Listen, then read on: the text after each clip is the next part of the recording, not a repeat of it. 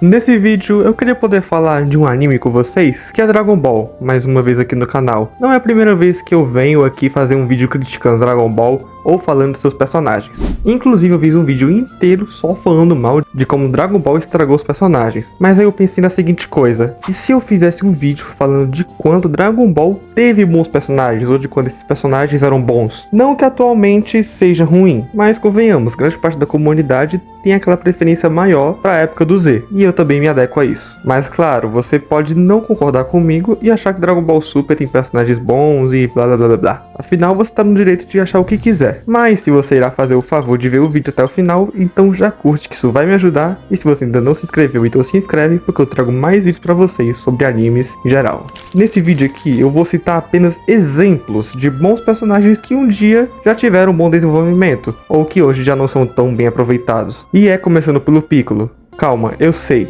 que o Piccolo ele teve uma boa participação com o Gohan nesses últimos lançamentos de Dragon Ball, lá no filme do Super Hero e também no mangá, mas estou me referindo ao Piccolo lá do clássico. Me lembro que o Piccolo antigamente era um vilão tão cruel quanto o Freeza era, mas ele só era assim por causa do seu pai, que era o Piccolo todo malvadão lá do clássico, enfim. Dá pra ver que na real o Piccolo não era tão maldoso assim, mesmo ele sendo. Muita gente acha que logo na saga dos Saiyajins ele já era um mocinho da história, sendo que não. O Piccolo só tava lutando junto com os Guerreiros Z porque eles tinham um inimigo em comum. Apesar de que já nessa saga o Piccolo já tava tendo sua redenção, e a prova disso é naquela cena em que ele salvou o Gohan e se sacrificou por ele. Naquela hora deu pra ver que o Piccolo não era muito diferente do Gohan. Ele também era uma criança que ainda tava descobrindo o mundo e que ainda tava entendendo o que era certo e errado. E eu acho que a parte que o Piccolo se define melhor, em que ele realmente é lá na saga do Freeza, porque lá ele descobre de onde ele veio e de como era a cultura do seu planeta. E isso era muito legal de ver, cara, porque a gente agora já tinha tudo sobre ele. E o que faltava agora era se ele era um Piccolo ruim ou se ele era um Piccolo bondoso. E é na saga do Cell em que ele tem o seu desfecho quando ele se funde com Kami-sama. Porque nessa cena antes dele enfrentar o Cell, ele se despede do Sr. Popo como se fosse o Kami-sama. Ou seja, agora o Piccolo que conhecemos atualmente já é esse aqui. É uma pena ver que em grande parte dos arcos do Dragon Ball Super ele simplesmente tem participação nenhuma. E quando eles decidem dar um pequeno valor pra ele, só vão lá e jogam um poderzinho pra ele e acabou. Mas sim, eu gosto do Piccolo laranja, tá? O visual é muito bom e o próximo personagem que tenho a dizer é o Trunks do futuro. E diferente dos personagens, o Trunks do futuro ele revolucionou o Dragon Ball. E por que ele revolucionou? Bem, ele simplesmente trouxe o tema de viagem do tempo em Dragon Ball. Olha a importância que esse cara teve, tá ligado? A história dele era bem desenvolvida e fazia nós que assistíamos e líamos sentir empatia por ele. Porque, poxa, o cara sofreu a vida toda, perdeu todo mundo que conhecia e perdeu até seu mestre. E agora ele vem pro passado só pra ajudar a gente a não ter o mesmo destino do dele. E isso é muito legal a parte dele, sinceramente. Além de que foi ele que trouxe a transformação clássica do Super Saiyajin da Sandakai.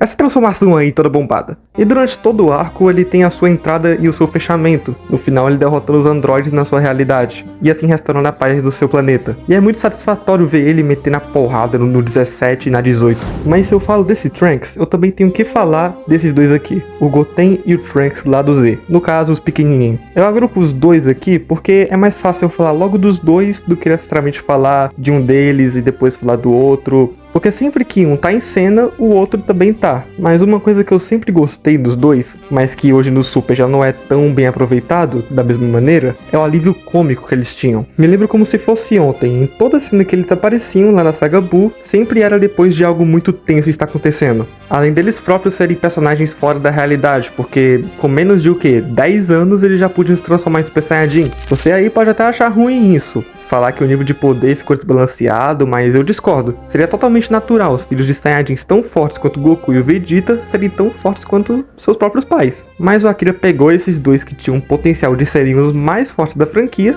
e fizeram com que ele servisse de alívio cômico. E isso é genial, cara. Porque enquanto o Super Buu lutava pra matar o Goten e o Trunks, eles estavam lá brincando com ele. É uma pena ver que depois de um tempo o mangá tirou esse alívio cômico deles. Mas eu também gosto da versão deles atualmente, tá? Só tenho uma preferência bem maior de como era antes. E outro que tenho a falar é o Gohan. Detalhe é de que o Gohan, ele era pensado desde o início como aquele personagem que fosse substituir o Goku no futuro. E dá pra percebermos isso com o desenvolvimento dele ao decorrer das sagas, com ele aos poucos se tornando um verdadeiro guerreiro da paz, assim dizendo. Porque diferentemente do Goku, o Gohan sempre aparentava desde o início que queria resolver tudo mais na calma. Já o Goku era alguém mais direto, eu diria. E isso era bem explorado, até chegar à Saga Cell, em que estava em definitivo que ele seria o próximo protetor da Terra, pra chegar na Saga Buu e o Goku voltar à vida, né? Enfim. Mas aqui a gente também teve o ápice do Gohan, com ele despertando 100% do poder oculto dele, no caso, sendo a forma mística. Mas se for pra falar de um Guerreiro Z que teve o menor desenvolvimento em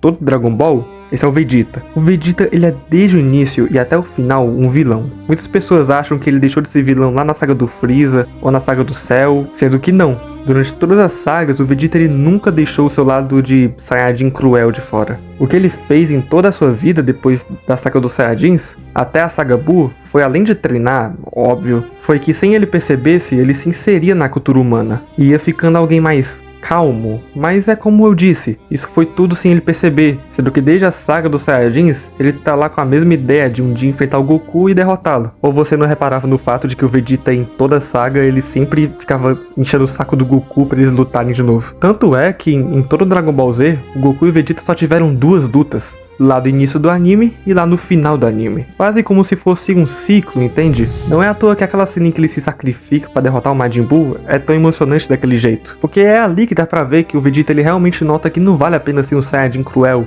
e de que ele jogou tudo que ele tinha de bom fora. Então ele se redime se sacrificando pra derrotar o Majin Buu. Mas o bom é que ele revive depois e a gente continua com ele até hoje aí. E bem, eu acho que eu já terminei o que tinha pra falar sobre esses personagens por hoje. Mas e você? Você acha que tô certo? Acha que eu tô certo sobre dizer que Dragon Ball antigamente tinha realmente personagens bons? Comenta aí embaixo. Muito obrigado por assistir. Se gostou do vídeo, então curte, que isso vai me ajudar. E se você viu até aqui, então é porque eu te entreti. Então aproveita e já se inscreve que eu trago mais vídeos pra vocês. Valeu, falou e fui!